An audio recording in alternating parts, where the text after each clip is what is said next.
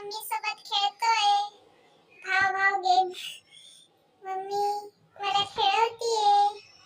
बघू शकता तुम्ही.